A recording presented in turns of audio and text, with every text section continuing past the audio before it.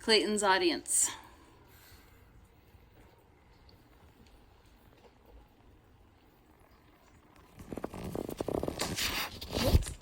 And me. That's gonna be pretty. Sports over the years have improved in many different ways.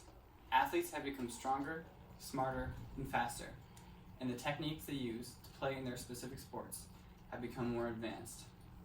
On the other side of things, coaching staffs have also increased. Many teams have a coach for every position, and some teams even have an assistant coach for many positions.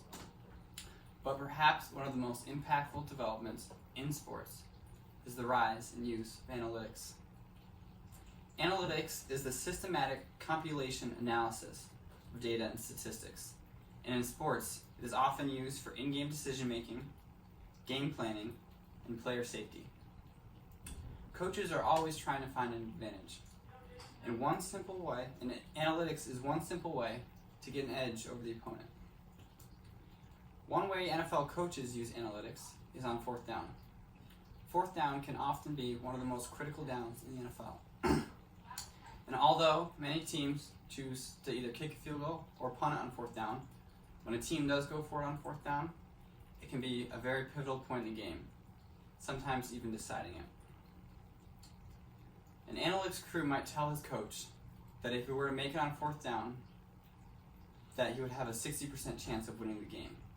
Or if he were to not make it on fourth down and turn the ball over to the other team, he would only have a 40% chance of winning the game. Or if he were to punt it on fourth down, he would have a 50% chance of winning the game. Using analytics, coaches can make more informed decisions to help their team win the game. A coach who is known for using analytics is Philadelphia Eagles head coach, Doug Peterson. He always has an analytics crew in his ear telling him the odds of different scenarios, allowing him to make more informed decisions. Another way analytics has affected sports is game planning. A good example of this is the Houston Rockets in the NBA. Because of analytics, they have attempted to cut out mid-range shots of their offense. Layups, since they are high percentage shots, have stayed in their offense. And although three-pointers are low percentage shots, they are worth the risk because they're worth 3 points. Therefore, three-pointers have also stayed in the offense. But mid-range shots, specifically long mid-range shots, are low percentage shots and only worth 2 points. And analytics show teams that take too many long mid-range shots are less likely to win the game. This shot selection has also impacted the way that the Houston Rockets play. Their play speed is much faster than normal teams. In the NBA, every team has 24 seconds on the shot clock to shoot. But the Houston Rockets often choose to shoot way before that time. While most teams might run the clock down to 24 seconds or 23 or 1 second or 2 seconds or 3 seconds to shoot, often the Houston Rockets shoot 10 seconds into the shot clock.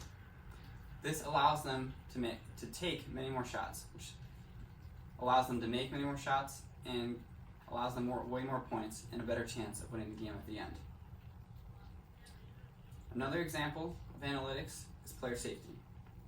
Analytics have proven that players who are more fatigued are more likely to sustain an injury. Because of this, NBA players wear tracking devices in practice and in-game that track their fatigue.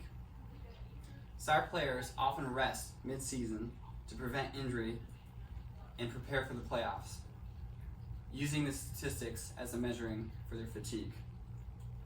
These are just 3 ways that analytics has affected sports, and just a few sports that it has affected.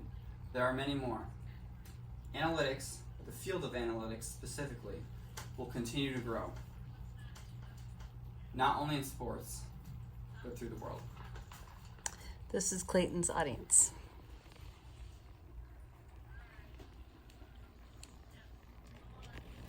And myself. What was that one?